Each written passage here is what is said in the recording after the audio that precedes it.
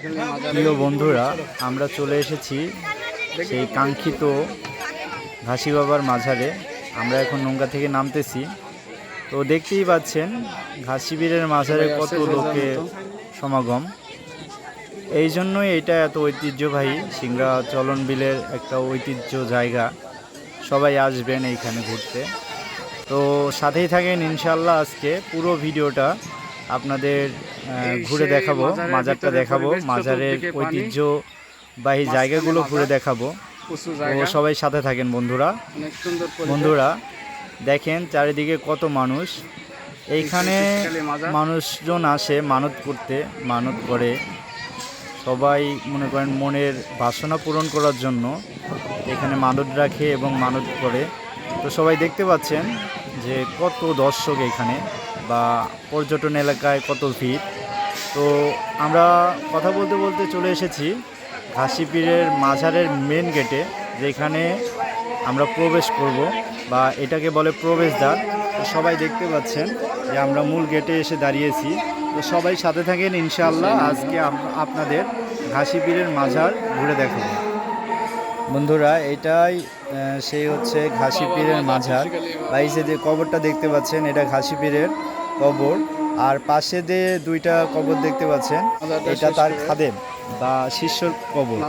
তো আজকেই দেখতে পাচ্ছেন কত ভিড় পড়েছে।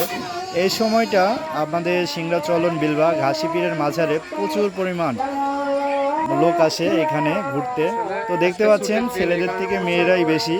তো চারিদিকে শুধু, আর না বলি, যাই হোক সাথে থাকেন ইনশাআল্লাহ। আজকে আপনাদের পুরো মাজারটা ঘুরে দেখাবো।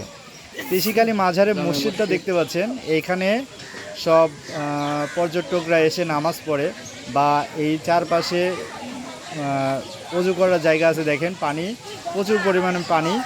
এই চারপাশে যে পানিটা দেখতে পাচ্ছেন, এইটা কখনো এই মাজারটা ডুবে না। মাজারটা সব সময় জাগ্রত থাকে, যতই পানি হোক। চারিদিকে ডুবে যায় কিন্তু এই মাজারটা ডুবে না। আপনারা দেখতে পাচ্ছেন যে ওই পার্শ্ববর্তী একটা এলাকা আছে, ওইখানে পানি ওঠে, এলাকা ডুবে যায়, কিন্তু মাজারটা দেখেন এইখানে কোনো সময়ই মাজারটা ডুবে না। তো দেখতেই পাচ্ছেন ইতিমধ্যে আরেকটা নৌকা চলে এসেছে। এই নৌকাতে আপনারা দেখতেই পাচ্ছেন পর্যটক এসেছে এবং বক্স নিয়ে এসেছে। এখানে প্রচুর পরিমাণ পর্যটক আসে এবং প্রচুর পরিমাণ খাওয়ার আয়োজন করা হয়। সবাই আসবেন ইনশাআল্লাহ, দেখতে পারবেন আমাদের সিংড়া চলনবাসীর আত্মীয়তা কতটা। আরে ভাই, আমরা হুদাই টাকা পয়সা খরচ করে বিদেশে যাই। দেখেন বিদেশের থেকে কোনো অংশে কম আছে আমাদের দেশে? আমাদের দেশে দেখেন এমন একটা দ্বীপ বা পর্যটন এলাকা আছে, চারিদিকে পানি, আর পানির মাঝে যে ভাসমান দ্বীপটা আছে সেটা তিসিকালী মাজার। তো এরকম একটা জায়গায় যদি আসেন আপনাদের অবশ্যই মন ভালো হবে, মনে প্রশান্তি জাগবে। অবশ্যই আপনাদের আসা উচিত একবার। এই জায়গাটায় এসে বারবার থমকে যেতে ইচ্ছে করবে, মন ভালো হয়ে যাবে, মন মানসিকতা প্রশান্তি